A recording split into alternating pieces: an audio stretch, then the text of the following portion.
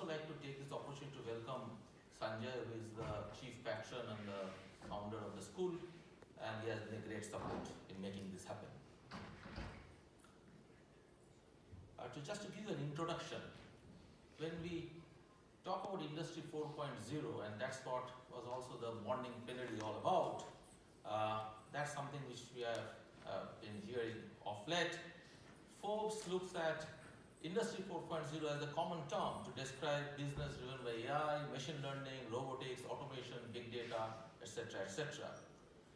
If Industry 3.0 was about machines and automation, Industry 4.0 is about data, internet, and social empowerment.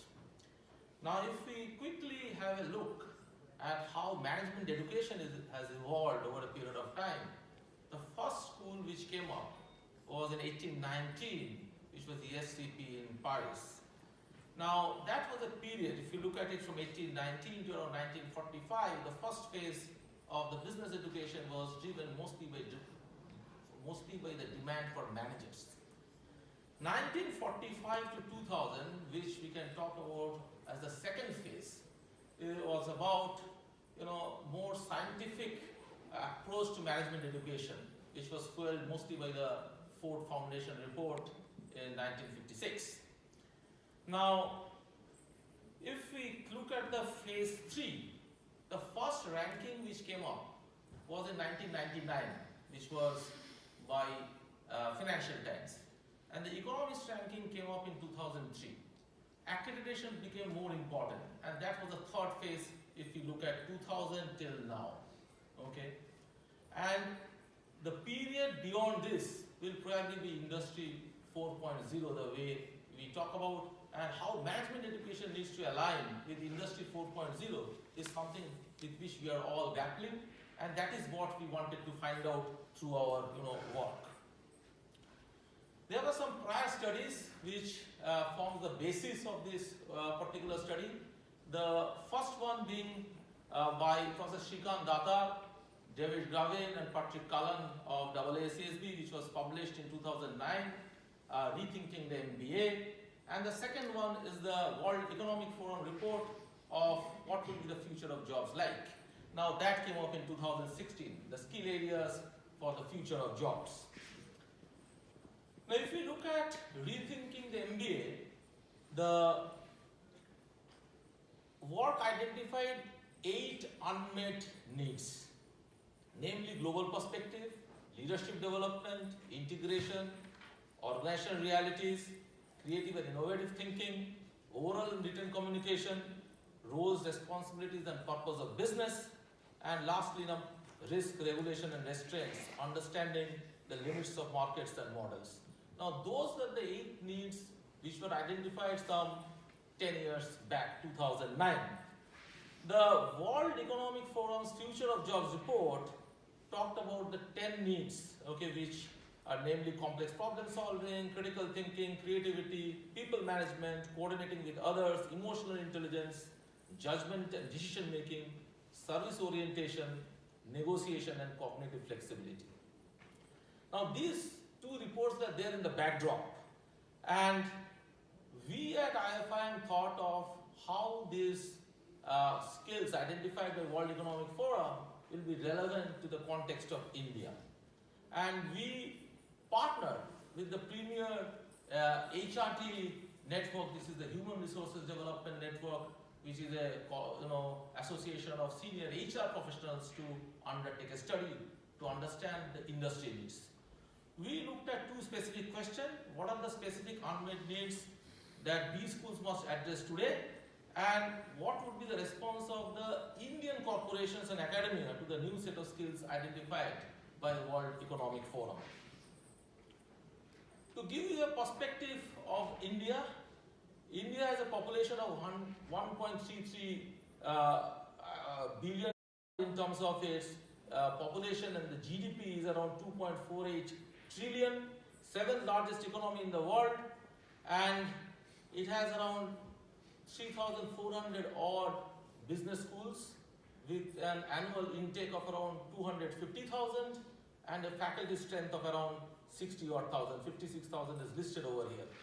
The first business school in India started in 1953, and there are 10 schools in India which are accredited by AACSB, 10 by IQS, 4 by IQS, and 10 by AMBA.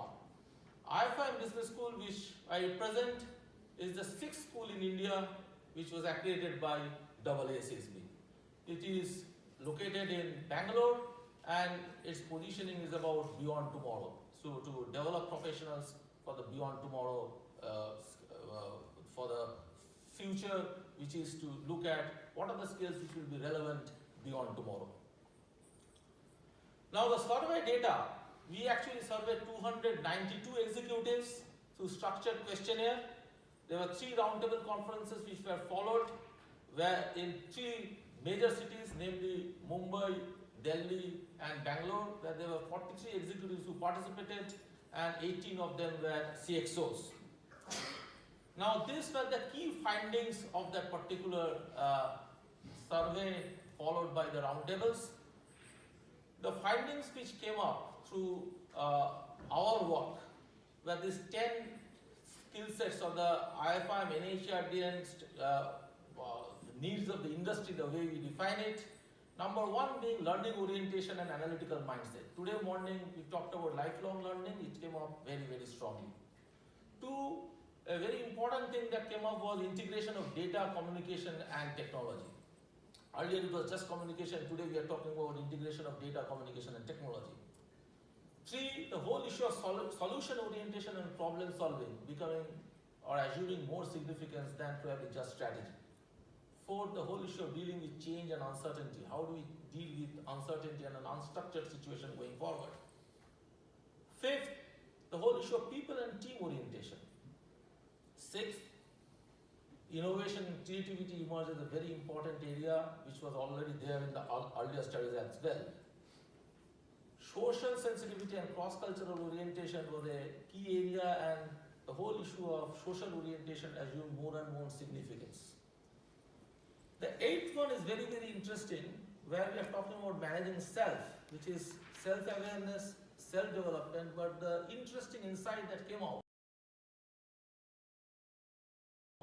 was the whole issue of wellness. Today one of the speakers was talking about vitality. I think wellness become a very important need which the industry professionals felt. Business orientation, multidisciplinary approach was already probably there, and lastly, globalization. Now, if you look at our findings, what are some of the new insights? The first and the most important insight that came up, and that works very well with what we saw in the morning plenary, is the multi-generation workforce, the emergence of a multi-generation workforce, mixing of industry executives and younger MBA aspirants, MBA participants will be probably something which we are talking about going forward. Need for continuous learning, as it can start and finish, which also came up. Reskilling of practitioners at various levels, so worlds being targeted, we talked about that. And modular reskilling initiatives for business schools assuming more significance. Now, the whole issue of individualizing the curriculum to suit the learner style, pace and career stage, that came up. Integration of data, communication and technology in business, we talked about.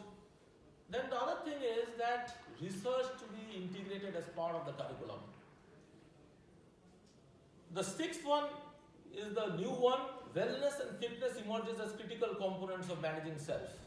I was reading a Chinese, what is happening in China also. In the university education, they have made for men 104 miles of running in 5 months and some 74 miles of running for women as a requirement to graduate even in China. That's what I read in one of the literature very recently. So wellness and fitness emerged as one of the key criteria. Lastly, solution as reflected in service mindset and execution assumes more significance than strategy. These were some of the new insights. Now, if these are the needs and these are the insights, how do we deliver on our curriculum? So, insight was the curriculum to be individualized for learning style, space and career stage. We at IFIM recently did a curriculum rejig under the chairmanship of Professor Parasuraman, who heads our Board of Studies. So we have a curriculum today where students can actually customize their learning pathway, okay, from the very beginning. That is the beginning immediately after the foundation. And the way it is structured is that it can do the core courses, then the prerequisite courses, then the electives for major or minor, option of doing a major, doing 2 majors, doing no majors. Okay, all these options being there as part of the curriculum. And practice credits, which is, as reflected in developing the being, assuming more significance. This was a very interesting thing, and this is something which is being talked about in this particular conference more often, that is the multi-generation workforce and the need for reskilling, and the whole issue of globalization. We have come up with a very interesting pedagogic intervention, so to say, which is to do super specializations in emerging new age areas, which is in sync with our positioning of beyond tomorrow. The way it operates is this, that after our participants have done their core courses and also their prerequisite elective courses in a particular area, they can choose a specialization in an emerging area. For example, say marketing major guy can get into marketing technology. Okay, and the way it is delivered is we tie up with our industry partners who actually comes up with their problems and sponsors their executives to be part of the cohort with our MBA participants. Which means the MBA participants work on a real life problem with the industry executive to find solutions, and at the same time they learn. And it's a 3-way partnership. A, our students, B, our industry partner, and C, partner school who may be having more advanced knowledge and skill of that particular area. If we take, for example, marketing technology, we are collaborating with the Darden School at University of Virginia to make that happen. The cohort will be mixed, that is practitioners and MBA participants together, and they work in groups to find out a solution. They will be spending around 3 weeks there, and they do some prior work before going there, and they have a 2 days hackathon to find out a solution to a real life problem. So it's a reskilling, mixing of generations, which we have talked about, and at the same time, we are talking about giving the students a global exposure.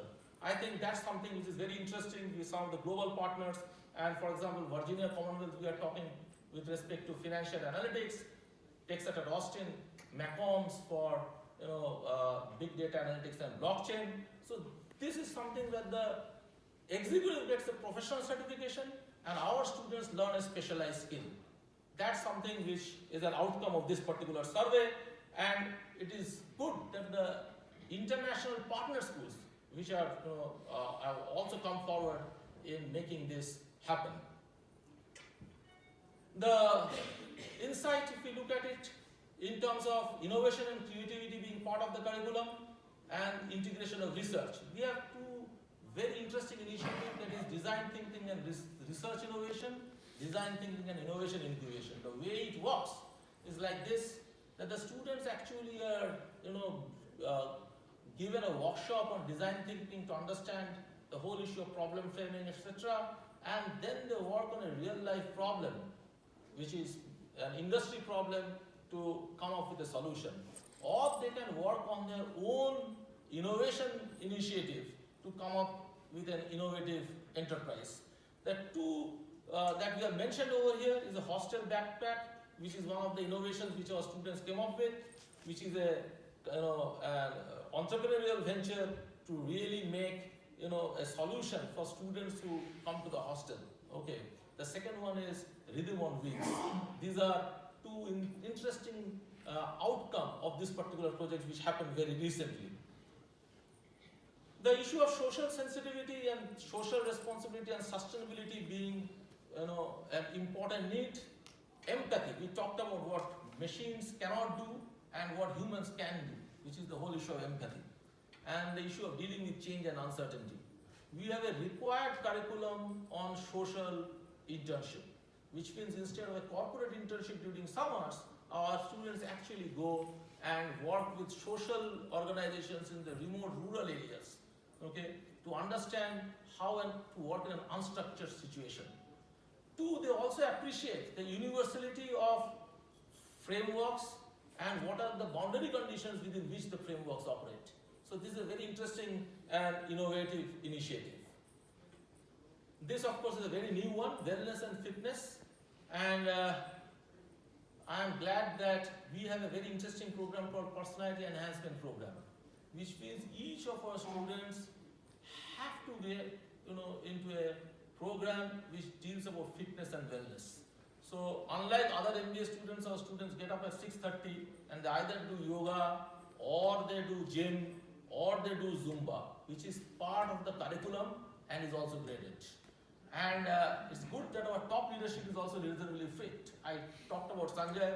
He recently ran 10 kilometers in 54 minutes, and even I ran 10-kilometer marathon. Okay, so it's not just that the students, but it's what is also important for the faculty and the leadership team to be fit, because we cannot cannot preach something which we don't practice.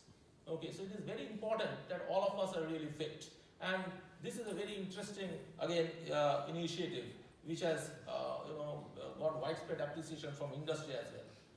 The other question of solution orientation and the whole issue of execution, okay, the whole issue of people and team orientation. The entire institute, the institutional functioning is managed through student committees, and all these student committees work in group under the mentorship of faculty. Two important things happen.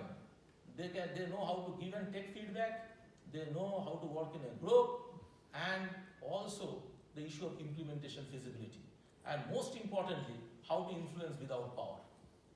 Because they have to get the institutional work done where they don't have any formal authority. And as we go up in the professional ladder today, or if you look at tomorrow's situation, it is going to be that less of authority and more of influence. And that's something which you have integrated as part of our curriculum.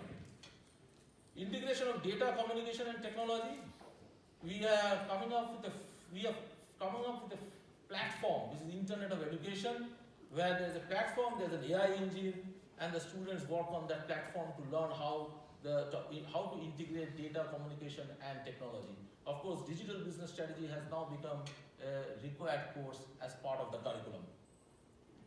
So what we are talking about essentially is we have still not made that the inverse V. We are actually talking about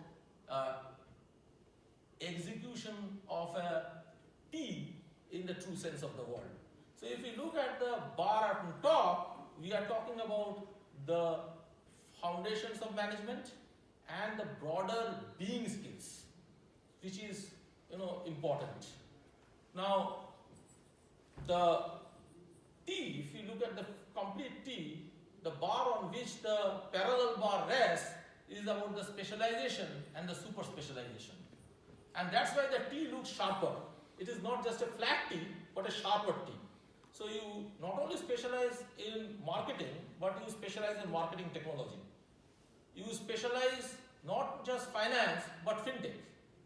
You not just specialize in big data, okay, we are talking about how blockchain can be executed. Okay, so there are those broad foundations of skills which are the foundations of management, knowing and doing. The being part, which is reflected in our practice credits, like the personality enhancement program, the design thinking and research incubation, the social immersion program, the industry immersion program, the committee work, all that, if you look at it, out of the total, the credit requirement, that forms 30%, which is 33 credits. Similarly, another 33 credits is for the required courses, which are the core courses. And we have got 30 credits, which is there for the specialization. So that's how the overall curriculum has been designed. And this is a recent rejig that we have done, and we are glad that it has been an outcome of the work that we did with the industry. Okay, you will find that we have left some booklets over there, an abridged version of the report. Okay, you can collect. This is for your ready reference. You can also link, click the link and download the report. Okay, the idea is, and how do we make our curriculum relevant, and how do we make it align to our mission, which is to nurture holistic, socially responsible and continuously employable professionals. So that's something to meet the needs of the industry, to make the students future ready or graduates future ready, and also to achieve mission alignment. So we have tried to understand the needs on one hand, and the second part is to create a curriculum and deliver on that curriculum in a manner which creates value both for our graduates, for the industry, and also for the society. So that's why the social responsibility, particularly in a context like India, where there's prevalence of poverty, I think that's very, very important. And also the whole issue of values. Okay, and I think the important part which India brings to the table is combining Western efficiency with Indian values. And when we talk about Indian values, we talk about the family values. To us, a business organization is also a family. To us, what becomes important is non-self-centeredness and not just having one's own way. We are more oriented towards contribution rather than consumption. It is important that our graduates appreciate that the journey is more important than the destination. The action is more important than just the outcome, the right action rather than the outcome. Means assumes more significance than the end. I think that's the way you'd like to look at the curriculum going forward. And that's the value. If that comes to the table, I think human beings and the graduates will still have a future and will have an edge over the robots. Thank you so much.